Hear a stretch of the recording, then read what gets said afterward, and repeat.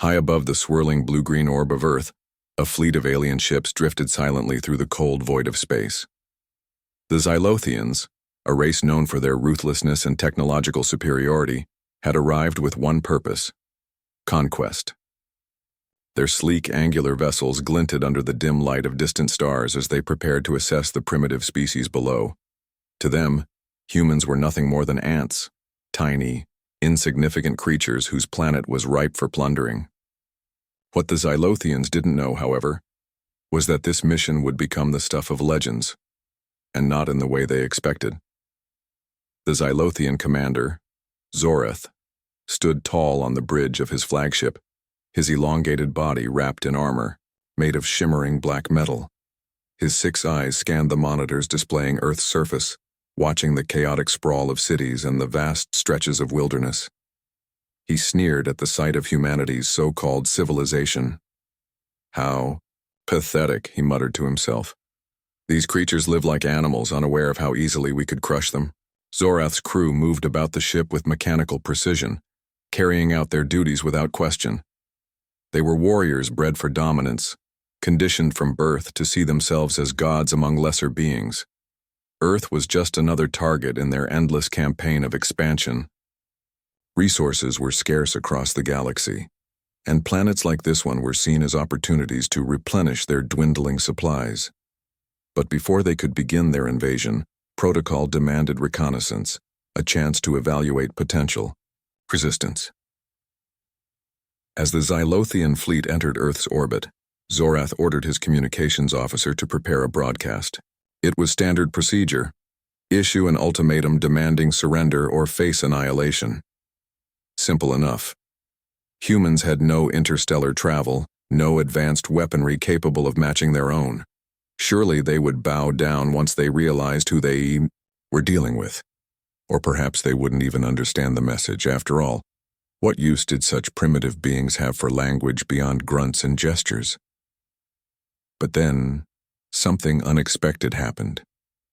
Something none of the Xylothians could have anticipated. The sky above Earth began to change. At first it was subtle, a faint shimmer, like heat waves rising from desert sand. Then came ripples, as though the atmosphere itself was being disturbed by some unseen force. The Xylothians watched in stunned silence as massive shapes emerged from behind the veil of Earth's upper atmosphere. These weren't clouds or natural phenomena, these were machines. Enormous otherworldly machines unlike anything the Xylothians had ever encountered. Enormous warships materialized one by one, each larger than any vessel in the Xylothian fleet combined. Their surfaces gleamed with a metallic sheen, reflecting the light of the sun in dazzling bursts. Weapons turrets bristled along their hulls, glowing faintly with energy that pulsed like living veins. The sheer size of these ships was staggering. They blocked out entire sections of the horizon, casting shadows over the smaller alien vessels like predators looming over prey. Zorath's jaw clenched tightly as he stared at the monitors. His mind raced, trying to process what he was seeing. How could such colossal structures exist without detection? Where had they come from? And why hadn't humanity revealed them sooner? Questions swirled in his head, but there was only one conclusion. He could draw Earth wasn't defenseless, not even close. Fear crept into the hearts of the Xylothians, not panic but a deep, unsettling dread. For centuries they had been the hunters, the conquerors. Now, for the first time in their history, they found themselves facing a power greater than their own. These star destroyers radiated an aura of invincibility, their presence alone enough to make the invaders feel small and insignificant. On board the Xylothian ships, whispers spread among the crew. Some speculated that the humans must have developed this technology in secret, hiding their true capabilities while pretending to be weak. Others believed the ships belonged to some ancient guardian race, long dormant until now awakened to protect their charges. Whatever the truth, one thing was certain. The balance of power had shifted dramatically. Meanwhile, back on Earth, life continued as usual. No alarms sounded. No governments issued statements. Humanity remained blissfully unaware of the cosmic standoff occurring high above their heads. This fact puzzled Zorath even further. If Earth possessed such devastating firepower, Why hadn't they flaunted it earlier? Why wait until now? It painted a picture of a civilization far more complex than the Xylothians had assumed. Perhaps the humans didn't even know about their own protectors, or worse, maybe they did know and simply trusted them enough to remain silent. Desperate for answers, Zorath ordered a probe to be launched toward one of the Star Destroyers. The small craft detached from the flagship and began its cautious approach, scanning everything in its path. As it drew closer, however, disaster struck. In an instant, the probe vanished. No explosion, no debris, just gone. It was as if the Star Destroyer had reached out and erased it from existence. A chill ran down Zorath's spine. This wasn't just a demonstration of power, it was a warning. A clear message. Trespassers would not be tolerated. For the first time in his life, Zorath felt fear, not for himself but for his people. He knew then that continuing their mission would mean certain doom. Yet retreating carried its own risks. Failure to conquer Earth would damage the Xylothians' reputation, potentially inviting challenges from rival species emboldened by their defeat. The Star Destroyers remained motionless, their silence deafening. They didn't need to move or speak to convey their intent. Every moment they lingered in orbit was a reminder of humanity's newfound strength, and the folly of underestimating them. The Xylothians had come seeking domination, but instead, they had stumbled upon a mystery far greater than themselves. Little did they know this encounter was only the beginning. The Xylothian fleet hung frozen in space, their sleek ships dwarfed by the towering behemoths above Earth. Commander Zorath stood rigid on the bridge of his flagship, his 6 eyes darting between the monitors displaying the Star Destroyers. His crew, usually disciplined and efficient, fidgeted nervously as they tried to make sense of what was happening. The fear that had first gripped them when the massive ships appeared was now spreading like wildfire through the ranks. Zorath's mind raced. He had spent decades leading invasions across the galaxy, conquering civilizations far older and more advanced than humanity. Yet here he was, faced with something entirely new, something he couldn't explain or control. These Star Destroyers weren't just weapons. They were symbols of a power so vast it defied comprehension. And worst of all, humanity didn't seem to even notice. The people below went about their lives oblivious to the cosmic standoff occurring high above their heads. "Scan them again," Zorath barked at his science officer, a wiry alien named Crix. "I want every detail you can gather." Crix hesitated, but quickly complied, tapping furiously at his console. The sensors hummed as they attempted to penetrate the mysterious hulls of the Star Destroyers. But no matter how hard they tried, the readings came back fragmented and incomplete. It was as if the ships were cloaked in layers of secrets, revealing only what they wanted others to see. Frustrated, Crix turned to his commander. "They're blocking us, sir," Crix said, his voice trembling slightly. "Every time we try to analyze their energy signatures, our systems overload. It's like they're mocking us." Zorath clenched his fists, his sharp claws digging into his palms. Mockery wasn't something the Xylothians tolerated. Not from anyone. For centuries they had been the ones laughing at weaker species, dismantling their defenses and stripping their planets bare. Now for the first time, they were on the receiving end of such disdain. The realization burned deep within him, fueling both his anger and his fear. But Zorath wasn't ready to give up just yet. If the humans, or whoever controlled these ships, were hiding something, then perhaps there was still a way to uncover their secrets. He ordered a second probe launched, this one equipped with stealth technology designed to avoid detection. As the small craft slipped away from the flagship, Zorath leaned forward, his eyes fixed on the monitor tracking its progress. For a moment, it seemed like the plan might work. The probe moved closer to one of the Star Destroyers, its scanners, gathering data faster than before. Then, without warning, the screen went dark. Another flash of light illuminated the void, followed by silence. The probe was gone, erased just like the first one. On the bridge, panic began to spread. One of the junior officers muttered under his breath, "What kind of weapon does that? How do you fight something you can't even touch?"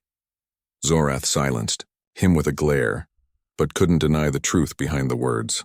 The Star Destroyers weren't just powerful, they were untouchable. Every attempt to probe them ended in failure, leaving the Xylothians feeling more vulnerable by the second. For a species accustomed to dominating others, vulnerability was an unfamiliar and terrifying sensation. As the minutes dragged on, Zorath found himself wrestling with doubt. Was this really Earth's doing? Could humanity have developed such advanced technology in secret? Or was there another explanation, a hidden ally perhaps watching over them from the shadows? Either way, it painted a troubling picture. Humanity wasn't the primitive race the Xylothians had assumed. They were either far more cunning than anticipated, or they had friends who were. Then, out of nowhere, a transmission crackled through, the comms system. The voice that spoke was calm and measured, carrying an authority that sent shivers down Zorath's spine. "This is Admiral Helena Voss of the United Earth Fleet," the voice announced. "You have entered restricted territory. Withdraw your forces immediately or face consequences." The words hit the Xylothian crew like a thunderclap. Some recoiled in shock, while others exchanged nervous glances. Admiral Helena Voss? United. Earth Fleet. None of it made sense. The humans shouldn't have had any organized military capable of matching the Xylothians, let alone commanding Star Destroyers. And yet, here she was, speaking as though she'd dealt with invaders like them, countless times before. Zorath swallowed hard, forcing himself to remain composed. He activated the comm system and replied, choosing his words carefully. "We are explorers, not aggressors," he lied. "We mean no harm to your planet." There was a pause before Admiral Voss responded, her tone colder than before. "Save your excuses. You've already violated our airspace. Leave now or we will take action." Her words left no room for negotiation. Zorath glanced at his crew, searching for answers in their frightened faces. What should he do? Retreat would mean admitting defeat, something no Xylothian commander could stomach. But staying put meant risking annihilation. And based on what they'd seen so far, the humans wouldn't hesitate to follow through on their threat. Before Zorath could decide, the Star Destroyers acted. One of them fired, not at the Xylothian fleet but into empty space. The resulting blast lit up the darkness, creating a temporary sun that blinded their sensors and sent shockwaves rippling through the void. When visibility returned, the crew gasped in horror. Fragments of asteroids once millions of miles away now floated near their ships, reduced to dust by the sheer force of the weapon. Crix broke the stunned silence. That shot traveled faster than anything we've ever recorded. Their targeting systems are beyond anything I've seen. Zorath felt a chill run down his spine. This wasn't just a demonstration of raw power, it was a message. A reminder that the Xylothians were completely outmatched. For the first time in his life, he understood what it meant to be powerless. Still, pride refused to let him surrender outright. Instead, he issued a cautious response. "We will withdraw," he said, his voice steady despite the storm raging inside him. "But know this, we will remember Earth. We will remember its strength and its ruthlessness." Admiral Voss's reply was immediate and final. "You are fortunate we detected your approach early. Next time, do not test our patience." With those words, the transmission ended. The Star Destroyers remained motionless, their silent presence a constant reminder of the devastation they could unleash. Slowly, reluctantly, Zorath gave the order to retreat. The Xylothian fleet turned tail and began its long journey back to their homeworld, leaving Earth untouched for now. As they moved farther away, Zorath stared at the monitors, unable to shake the image of those colossal ships. Who were the humans really? Were they truly in control of the Star Destroyers? Or were they merely beneficiaries of a greater power? And most importantly, how many other civilizations had underestimated them and paid the price? The answers eluded him, but one thing was clear. Earth was untouchable. From that day forward, the phrase, "Why we never fight the humans," would echo throughout the galaxy, a grim reminder of humanity's might and the wisdom to wield it wisely. The Xylothian fleet retreated in silence, their sleek ships slicing through the cold vacuum of space like shadows fleeing the light. Commander Zorath sat slumped in his command chair, his 6 eyes staring blankly at the empty monitors before him. The hum of the engines filled the bridge, a monotonous drone that did little to drown out the storm raging inside his mind. Defeat was not something the Xylothians were accustomed to. It was a bitter pill, one they had never been forced to swallow. And yet, here they were, retreating from Earth, a planet they had dismissed as insignificant mere hours ago. Zorath's hands clenched into fists as he replayed the events in his mind. The Star Destroyers, their overwhelming power, Admiral Helena Voss's icy warning, all of it gnawed at him like an open wound. He had spent centuries building a reputation as a ruthless conqueror, someone who could crush any opposition with ease. Now that reputation lay in tatters, shredded by the sheer force of humanity's hidden strength. For the first time in his life, Zorath felt something he hadn't thought possible: shame. On the bridge, the crew moved about listlessly, their usual precision replaced by sluggish mechanical motions. Some whispered nervously among themselves, their voices barely audible over the hum of the ship. Others simply stared at their consoles, lost in thought. Fear hung heavy in the air, a palpable weight that pressed down on everyone. No one dared speak openly about what had happened, but the question lingered in every glance and gesture. What do we do now? Zorath knew the answer, or rather, he knew the immediate necessity. They had to regroup, to retreat to Xyloth Prime, and report their failure to the High Council. But beyond that, he wasn't sure. Retreating was one thing. Explaining their defeat to the Council was another matter entirely. The Xylothians prided themselves on their dominance, their unbroken chain of victories across the galaxy. Failure was not tolerated, especially not against a species as supposedly primitive as humanity. Zorath's career and perhaps even his life was on the line. As the fleet traveled farther from Earth, Zorath called an emergency council meeting aboard his flagship. The senior officers gathered in the war room, their expressions grim. Around the circular table, holographic displays flickered to life, showing images of the Star Destroyers and schematics of their energy signatures.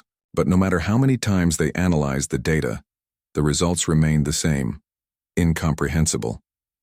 The humans, or whoever controlled those ships, had technology far beyond anything the Xylothians possessed.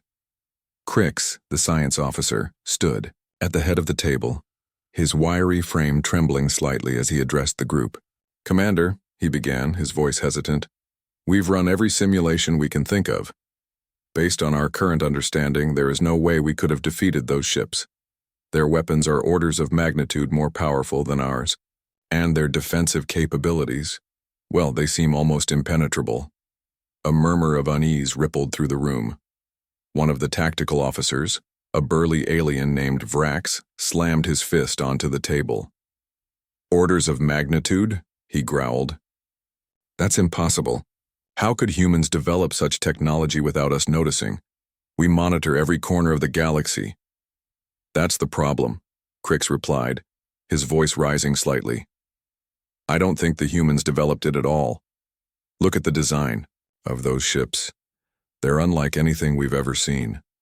The architecture, the energy patterns, it doesn't match human engineering. It's as if these ships belong to an entirely different civilization." The room fell silent as the implication sank in. If the Star Destroyers weren't human-made, then who or what had sent them? Were the humans being protected by some ancient guardian race, watching over them from the shadows? Or worse, had they somehow allied themselves with a power greater than the Xylothians could imagine? Zorath leaned forward, resting his elbows on the table. His sharp claws tapped rhythmically against the surface as he considered Crix's words. "If this is true," he said slowly, "then we've made a grave mistake. Attacking Earth wasn't just an act of aggression, it was a provocation. Whoever controls those ships won't forget what we did. They'll come for us eventually." Though, thought sent a fresh wave of fear through the council. Vrax frowned deeply, his thick brow furrowing. "So what are you saying, Commander? That we should prepare for war? Against an enemy we can't even identify? No, Zorath replied firmly. We prepare for survival. We fortify our borders, strengthen our defenses, and hope they don't decide to retaliate. But most importantly, we spread the word. Every species in the galaxy needs to know what happened here. Earth is untouchable. Anyone who challenges them will face annihilation. The decision was unanimous. The Xylothians would retreat, lick their wounds, and live to fight another day, if such a day ever came. But as the council dispersed, Zorath couldn't shake the feeling that this encounter marked the beginning of something far bigger, something that would change the balance of power in the galaxy forever. Back on Earth, life continued as though nothing had happened. In bustling cities, people went about their daily routines, working, eating, laughing, arguing. Children played in parks, oblivious to the cosmic drama unfolding high above their heads. Governments issued no statements, and news outlets reported nothing unusual. To the average human, it was just another ordinary day. But deep beneath the surface, in secure facilities hidden from public view, a select few knew the truth. Admiral Helena Voss sat in her command center, surrounded by rows of monitors displaying real-time data from the Star Destroyers. Her calm demeanor masked the tension simmering beneath the surface. She had spent decades preparing for moments like this, training herself and her team to handle threats from beyond the stars. And yet, even she couldn't help but feel a pang of awe at the sheer scale of what had just transpired. "Admiral," one of her aides called out, breaking the silence. "We've received confirmation. The Xylothian fleet has fully disengaged and is heading back toward their home system." Voss nodded, her lips curling into a faint smile. "Good. Let's make sure they stay gone." She turned her attention to the monitors, where images of the Star Destroyers loomed large. These ships weren't human creations. They were gifts, relics left behind by an ancient ally who had long since vanished. Humanity had inherited the responsibility of wielding them wisely, ensuring peace through deterrence rather than aggression. It was a burden Voss carried with pride, knowing that the fate of her species rested in her hands. "What happens now?" another aide asked, voicing the question on everyone's mind. Voss leaned back in her chair, her gaze steady. "Now, we wait. Word of this encounter will spread, and soon enough the galaxy will learn to respect Earth's boundaries. Our job is to ensure they don't test us again." Her words carried a quiet confidence, born not of arrogance but of resolve. Humanity might not have built the Star Destroyers, but they had proven themselves worthy stewards of their power. By using restraint and wisdom, they had turned potential disaster into triumph, a lesson that would echo throughout the stars for generations to come. And so, Earth thrived under the shadow of its silent guardians, protected by legends born of cautionary tales. From that day forward, the phrase, "Why we never fight the humans," became a universal truth, whispered whenever someone dared suggest challenging humanity. After all, sometimes fear is the strongest weapon of all. Weeks turned into months, and the Xylothian fleet finally returned to their home system, a sprawling expanse of planets orbiting a dying red sun. The journey had been long and somber, with little communication between ships. Each crew member carried the weight of their failure like a physical burden, their pride shattered by the memory of Earth's Star Destroyers. As they approached Xyloth Prime, the capital planet of their empire, Commander Zorath felt a knot tighten in his chest. He knew what awaited him: judgment from the High Council, a group of ruthless overseers who tolerated nothing less than perfection. The flagship descended through the thick crimson atmosphere of Xyloth Prime, its engines humming softly as it landed on a massive platform outside the council chambers. Zorath stepped off the ship, flanked by his senior officers, their armor tarnished from the grueling retreat. The air smelled faintly of sulfur, and the sky glowed with an eerie reddish hue. It was a stark contrast to the blue skies of Earth, a reminder of how alien that world truly was. As Zorath entered the council chambers, he was met with cold stares from the assembled elders. They sat in towering chairs arranged in a semicircle, their elongated bodies draped in ceremonial robes, adorned with glowing runes. At the center of the group was Elder Vorthak, the leader of the council and one of the most feared figures in the Empire. His 6 eyes bore into Zorath, demanding answers without uttering a single word. "Commander," Vorthak began, his voice low and menacing, "you were tasked with assessing Earth's defenses and preparing for conquest. Instead, you return empty-handed. Your fleet intact, but your honor in ruins. Explain yourself." Zorath swallowed hard, his throat dry despite the humid air. He took a deep breath and recounted everything that had happened: the shimmering sky, the emergence of the Star Destroyers, Admiral Helena Voss's chilling ultimatum, and the devastating demonstration of power that followed. As he spoke, the council listened intently, their expressions growing darker with each detail. When Zorath finished, silence filled the chamber. For a moment, no one moved or spoke. Then Vorthak leaned forward, his claws tapping rhythmically against the armrest of his chair. "So," he said slowly, "Earth possesses weapons capable of annihilating entire fleets without effort, and yet they did not attack us outright. Why?" "They gave us a chance to leave," Zorath replied cautiously. "Their message was clear. Earth is off limits.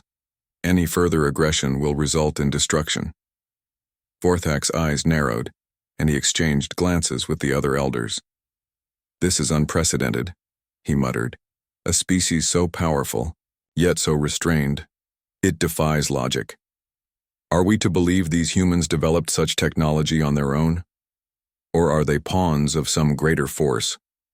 One of the council members, Elder Cirrus, spoke up. Her voice was sharp, cutting through the tension like a blade. "If Earth has allies or protectors, we must identify them. Ignoring this could lead to disaster. We cannot allow fear of retaliation to paralyze us." Zorath hesitated before responding. "I do not believe the humans themselves built those ships," he admitted. "Their design, their energy signatures, they are unlike anything I've ever seen. It's possible they inherited this technology from another race, perhaps an ancient civilization long gone." The room erupted into murmurs as the council debated the implications. If humanity was indeed being protected by an unknown power, then the stakes had just become far higher. Conquering Earth wasn't merely about resources anymore, it was about survival. Crossing paths with whatever force controlled those Star Destroyers could mean the end of the Xylothian Empire itself. Elder Vorthak raised a hand, silencing the chatter. "Enough," he commanded. "We have heard enough. Commander Zorath, your failure has cost us dearly, but your caution may have saved us from annihilation. You are relieved of duty until further notice. Go and reflect on your mistakes." Zorath bowed stiffly, relief washing over him. He had expected punishment, possibly even execution. But instead, the council seemed more focused on the larger threat posed by Earth and its mysterious guardians. As he left the chamber, he couldn't help but wonder if his encounter with humanity would be remembered as the moment the Xylothians learned humility, or the beginning of their downfall. Meanwhile, across the galaxy, stories of the Xylothian retreat spread like wildfire. Traders, mercenaries, and diplomats whispered tales of Earth's Star Destroyers, describing them as gods among machines. Some claimed the ships were sentient beings, others believed they were relics of a forgotten age, and still others insisted they were evidence of humanity's hidden genius. Whatever the truth, one thing was certain: Earth was untouchable. Planets once eager to exploit Earth's resources now avoided it entirely, fearing retribution. Species that had previously dismissed humanity as weak and insignificant began to view them with a mix of awe and dread. The phrase "why we never fight the humans" entered galactic lexicon, repeated whenever someone dared suggest challenging Earth. It became a warning, a reminder of the consequences of underestimating humanity.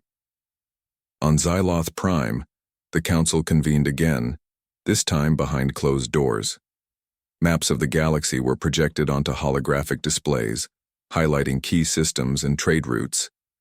The elders discussed strategies for dealing with the new reality. how to adapt to a universe where Earth loomed large as an unassailable fortress.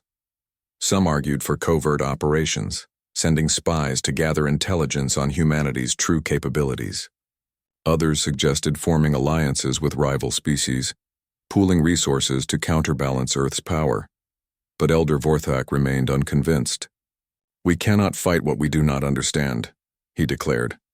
"Until we know more about these star destroyers, and who controls them, we must tread carefully. Let Earth remain isolated. Let them think they have won." His words carried weight, and the Council reluctantly agreed. For now, the Xylothians would bide their time, watching and waiting. But deep down, they all knew this wasn't the end. Sooner or later, the question of Earth would resurface. And when it did, the galaxy would hold its breath. Back on Earth, life continued unchanged. No monuments were erected, no parades celebrated humanity's victory.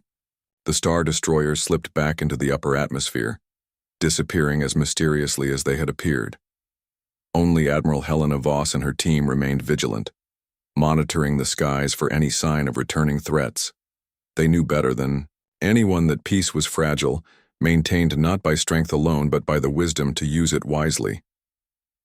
In quiet moments, Voss often found herself reflecting on the encounter. She thought about the Xylothians, their arrogance shattered by the realization of Earth's might. She wondered if they would learn from their mistake, or if they would return someday, emboldened by desperation. Either way, she was ready. Humanity had proven itself capable of standing tall against the greatest challenges the cosmos could throw at them. And so, Earth thrived under the shadow of its silent guardians, protected by legends born of cautionary tales. From that day forward, the phrase, "Why we never fight the humans," became a universal truth, whispered whenever someone dared suggest challenging humanity. After all, sometimes fear is the strongest weapon of all. Years passed since the Xylothian retreat, and Earth remained untouched by alien invaders. The galaxy had changed in subtle yet profound ways, shaped by the legend of humanity's star destroyers.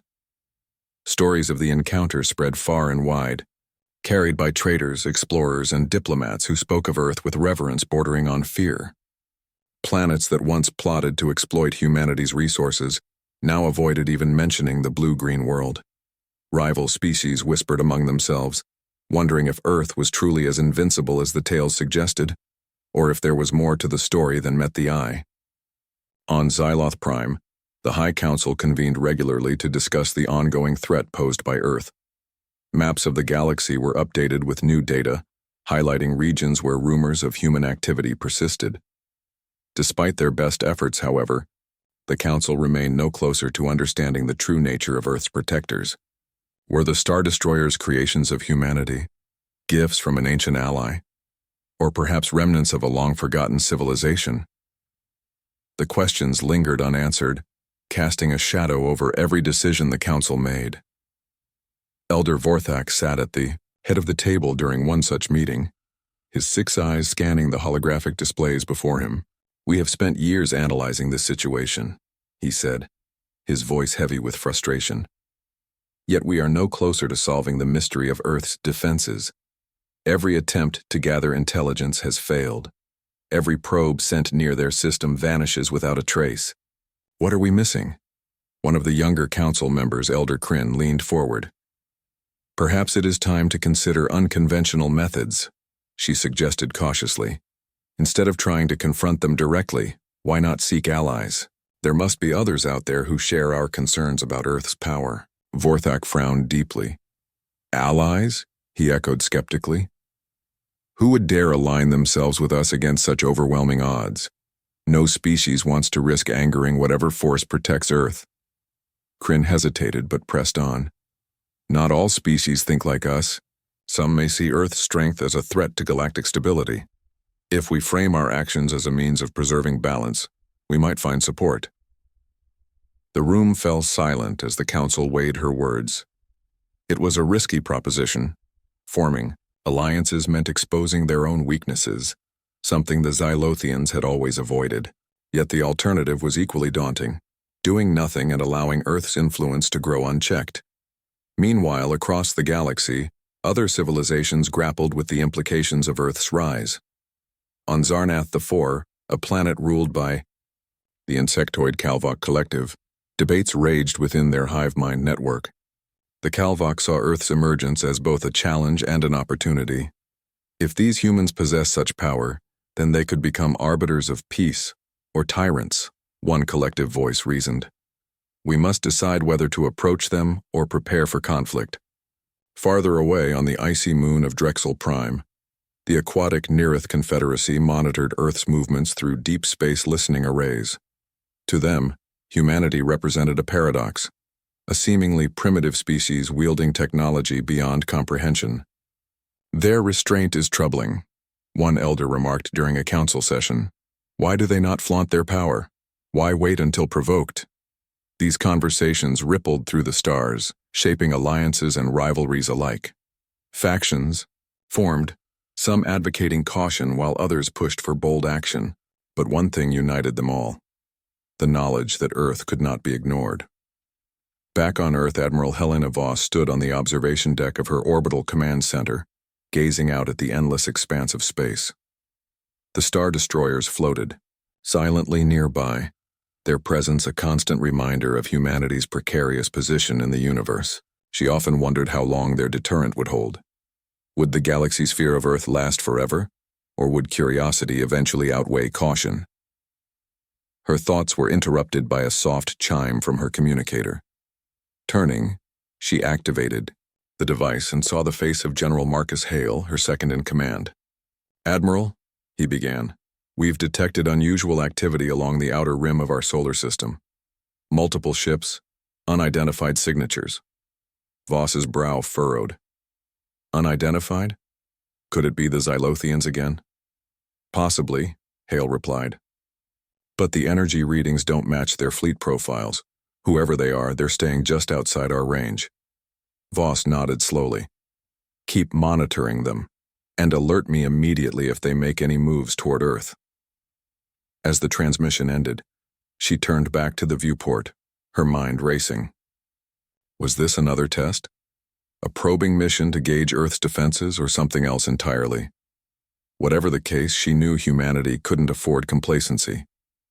Peace was fragile, maintained by the careful balance of power and the perception of strength. Days later, the unidentified ships moved closer, entering Earth's orbit cautiously. Their designs were unlike anything seen before, sleek, organic curves that seemed almost alive. When a communication signal finally came through, it wasn't in any known language. Instead, it was a series of musical tones, harmonious yet complex. Voss listened intently as her linguistics team worked to decipher the message. Hours passed before they managed to translate the first few phrases. "We come in peace. We wish to understand." Relief washed over Voss, though she remained wary. Ordering her crew to respond, she crafted a message of her own. "State your purpose and intentions clearly. Approach no farther until trust is established." The response came quickly. "We are observers, seekers of knowledge. Your guardianship intrigues us. May we learn from you?" Voss exchanged glances with her advisors. This was uncharted territory, a peaceful encounter with an unknown species. For centuries, humanity had faced hostility and aggression from those who sought to dominate. Now here was a chance to forge a new kind of relationship, one built on mutual respect rather than fear. After careful deliberation, Voss authorized limited contact. Delegations from the mysterious species arrived aboard small craft, their forms shimmering with iridescent light. They introduced themselves as the Lumini, a nomadic race dedicated to preserving harmony in the cosmos. Over weeks of negotiations, they shared knowledge and insights, learning about humanity's history and culture, while offering glimpses of their own advanced technologies. Through these exchanges, Voss began to piece together a clearer picture of Earth's place in the galaxy. The Star Destroyers, she learned, were indeed relics of an ancient civilization, the same civilization that had created the Lumini themselves. These ships had been entrusted to humanity as a safeguard, a means of ensuring peace in an otherwise chaotic universe. As the alliance between Earth and the Lumini grew stronger, so too did humanity's reputation. Word spread of their willingness to cooperate rather than conquer, reinforcing the legend of their star destroyers. Civilizations once fearful of Earth now looked to it as a beacon of hope, a symbol of what could be achieved when strength was tempered with wisdom. In the end, humanity's greatest victory was not in defeating its enemies but in earning their respect. The phrase "why we never fight the humans" took on new meaning, not as a warning of destruction but as a testament to the power of restraint and unity. Earth thrived under the protection of its silent guardians, its future shaped by choices made with care and foresight. And so, as the galaxy watched and waited, humanity stood tall, ready to face whatever challenges lay ahead. For in the vastness of space, sometimes the strongest weapon isn't firepower, it's the courage to choose peace over war.